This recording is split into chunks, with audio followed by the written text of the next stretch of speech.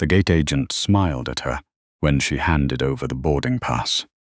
That was the last smile anyone in that terminal would give Celeste Harmon for the next 40 minutes. She didn't notice. She rarely noticed things like that anymore. The subtle recalibration people did when they looked at her, the quick scan from shoes to face, the half-second where their expression shifted before they corrected themselves. After 41 years of it, the noticing had become background noise. What she did notice was that the jetway smelled like burnt coffee and industrial cleaner, that her carry-on was 2 pounds heavier than she preferred, and that she had 17 unread messages from her CFO that could wait until she landed. Celeste Harmon, 41 years old, founder and CEO of Harmon Financial Technologies, was catching the 7:15 a.m. flight from Chicago O'Hare to New York LaGuardia. She did this trip on average twice a month. She had done it in first class, seat 2A specifically, the window left side, for the past 4 years. She boarded early, the way she always did, and settled into 2A without fanfare. She wore what she always wore when traveling: dark slacks, a fitted grey blazer, no visible jewelry, except the thin gold watch her mother had given her the day Harmon Fi closed its Series B. Her hair was natural, pulled back. She carried no logos, no status symbols, nothing that announced itself. She had learned long ago that the people who truly owned rooms didn't need to decorate themselves to enter them. She pulled out her phone, opened the CFO's messages, something about the quarterly forecast and a bank in Singapore, and started reading. That was when the flight attendant appeared. Her name tag read Patricia. She was somewhere in her mid-50s, with the efficient posture of someone who had worked this route for a long time and had developed, over the years, a very specific sense of how things were supposed to look. "Excuse me," Patricia said, not unkindly, but not warmly either, the way you might address someone you'd found sitting in the wrong chair at a dinner party. Celeste looked up from her phone. "This is first class," Patricia said. A pause, the kind of pause that had its own vocabulary. "I know," Celeste said. "Are you in the right seat?" Celeste held up her boarding pass without speaking. She had learned this too, that words in moments like these created friction. Paper was cleaner, paper was irrefutable. Patricia looked at the boarding pass. She looked at it for slightly longer than the time it took to read it. Then she looked at Celeste again. "One moment," she said, and walked away. Celeste went back to her phone. 3 rows back, in seat 5C, a man named Roland Fitch, 63, a regional sales director for a pharmaceutical company, watched this exchange with mild interest. He had seen it happen before on this route. He had, if he was honest with himself, expected it to be resolved quickly. He went back to his own phone. He would not have the chance to forget what happened next. Patricia returned with a second flight attendant. Younger, maybe 30, name tag reading Kevin, and the two of them stood in the aisle beside S2A with the coordinated energy of people who had decided something before they arrived. "Ma'am," Kevin said, "we've had a report that this seat was already assigned to another passenger." "My boarding pass says 2A, Celeste said. Her voice was exactly what it always was, measured, level, quiet enough that you had to pay attention to hear it. "Confirmed seat, booked 6 weeks ago." "We understand that," Kevin said. "But we're going to need to verify before we can confirm your placement in first class." The sentence landed in the cabin like something dropped from a height. Celeste looked at Kevin. She did not raise her voice. She did not perform exasperation, did not make the face that people expected her to make, did not give them the escalation they were, she realized, preparing to manage. "You have my boarding pass," she said. "It shows my name, my seat, and my confirmation number. What exactly needs to be verified?" Kevin glanced at Patricia. Something moved between them. "We've had another passenger who claims this seat was assigned to them," Patricia said. "We just need to sort it out before departure." "Then sort it out," Celeste said calmly. "I'll wait here." She went back to her phone. What happened next took 11 minutes.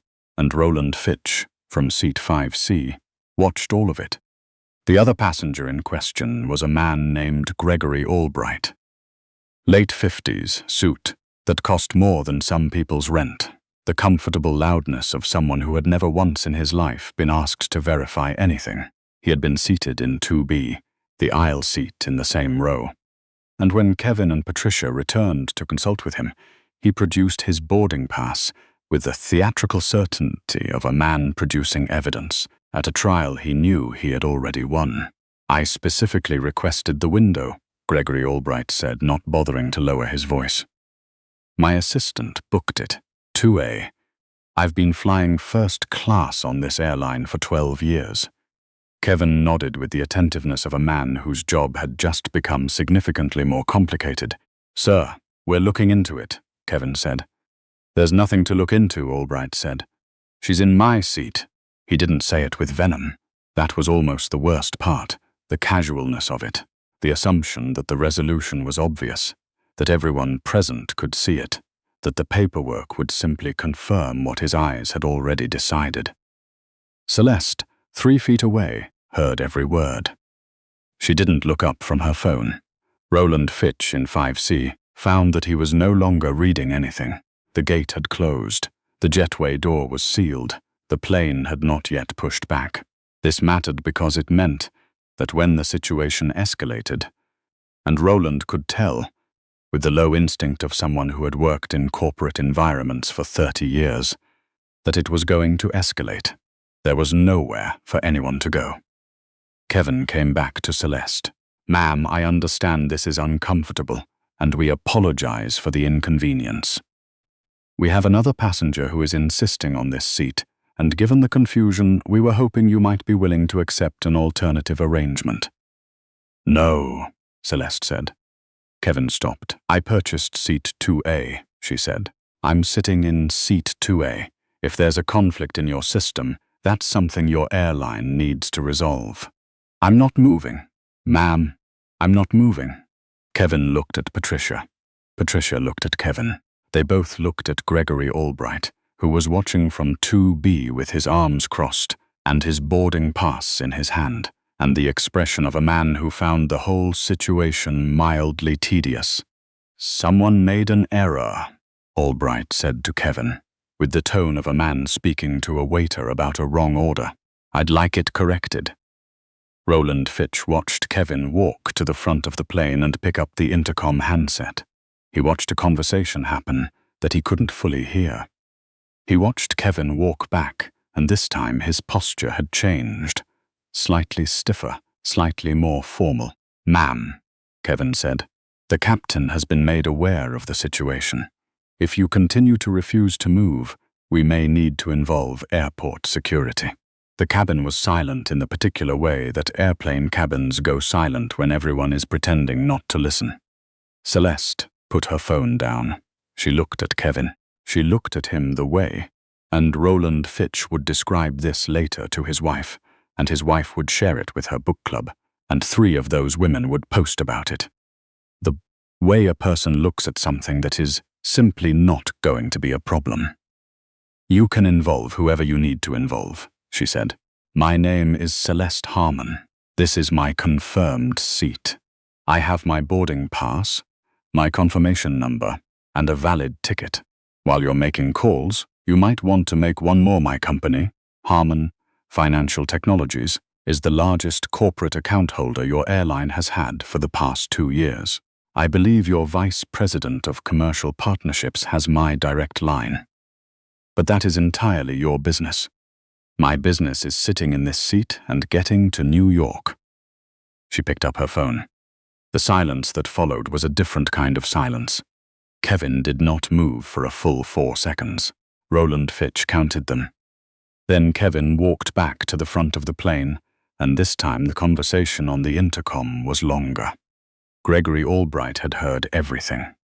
He was looking at Celeste now, with a different quality of attention. The recalibration happening in real time, visible, almost mechanical. His arms were still crossed, but something in his posture had shifted. The certainty had a crack in it. He looked at Kevin's back. He looked at Celeste. He looked at his boarding pass. He looked like a man doing math he didn't like the answer to. What happened in the next 6 minutes happened quickly. The captain appeared from the cockpit. A woman in her early 50s named Diane, according to the brief introduction she gave to no one in particular, as she walked into the first-class cabin. She looked at the situation with the rapid assessment of someone who managed complex systems for a living and could read a problem's nature in about 8 seconds. She asked Kevin a quiet question. Kevin answered it. She looked at Gregory Albright. She looked at Celeste. "May I see both boarding passes?" she asked. Both were produced. She examined them for less time than it should have taken, if you believed the thing that was about to come next required any real examination. "There was a system error on our end," the captain said. 2 boarding passes were issued for 2A, the confirmed original booking. She paused, holding Celeste's boarding pass up slightly. "Is this one, Miss Harmon? You're in the correct seat." She handed Celeste's boarding pass back to her. She turned to Gregory Albright. "Mr. Albright, I apologize for the confusion. We'll accommodate you in 3A, which is also a window seat in our premium cabin." Albright opened his mouth. He looked at the captain, who looked back at him with the patient but absolute finality of someone who controlled an aircraft and had just made a decision. He closed his mouth. He stood. He moved. He did not apologize to Celeste as he passed her row. He did not look at her. He moved with the compressed dignity of a man absorbing a loss in public and choosing not to draw further attention to the score. Celeste watched him go. Then she went back to her phone. The plane began its pushback 43 minutes behind schedule. Roland Fitch sat in 5C and stared at the headrest in front of him and thought about things he wasn't sure he wanted to think about. What he kept returning to. What he could not put down. The way you sometimes can't put down a stone you've picked up on a walk was the sequence of it. The way Kevin had moved through the situation. The way Patricia had stood slightly behind Kevin, deferring to a confidence neither of them possessed. The way Gregory Albright had not asked to see Celeste's boarding pass, had not asked her name, had not, even for a moment, considered that the problem might be his problem rather than hers, and the way it had all shifted, the temperature of the entire interaction. The moment Celeste said the words, Harmon Financial Technologies. That shift bothered him. He wanted it to not bother him, but it did. Because the boarding pass had always said 2A. Her name had always been on the confirmation. The evidence had been in her hand before Albright ever opened his mouth. Nothing had changed, except that they had learned she was powerful. He thought about that for the first hour of the flight. He did not come to any comfortable conclusions. The flight landed at LaGuardia at 10:47 a.m., delayed but uneventful. Celeste had spent most of it working. 3 messages to her CFO, 2 calls she made with her AirPods in, 1 20-minute period of what Roland Fitch, watching obliquely from 5C, could only describe as still. Not sleep, not distraction, just still. The kind of stillness that came from being very practiced at not carrying things you didn't want to carry. She was one of the first off the plane.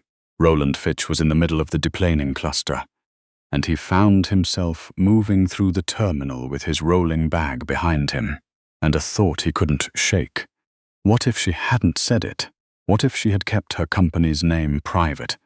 If she had sat there with her boarding pass and her confirmation number, and her correct seat, and nothing else? Would the captain have come out of the cockpit? Would Kevin have made that second call? He didn't know. He thought he might know, actually.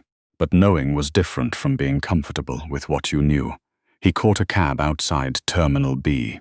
His phone buzzed, a news alert, which he almost dismissed, before the headline registered. He stared at it. He read it again. Harmon Financial Technologies. Suspends. Full corporate travel agreement with Meridian. Air following in-flight incident. Statement. Expand. He sat in the cab for a long moment. The cab driver asked him where he was going. Sorry, Roland Fitch said. Give me a second. He clicked through to the article. It was brief. The statement hadn't been released yet, just the news of the suspension. A source described the incident. A corporate communications officer for Meridian Air confirmed that an investigation into crew conduct had been opened. 3 other corporate accounts that partnered with HarmonFi had, according to the article, requested statements from the airline. Roland Fitch thought about the seat. About 2A. About a woman with a valid boarding pass who was asked to prove she belonged in a place she had already paid to enter.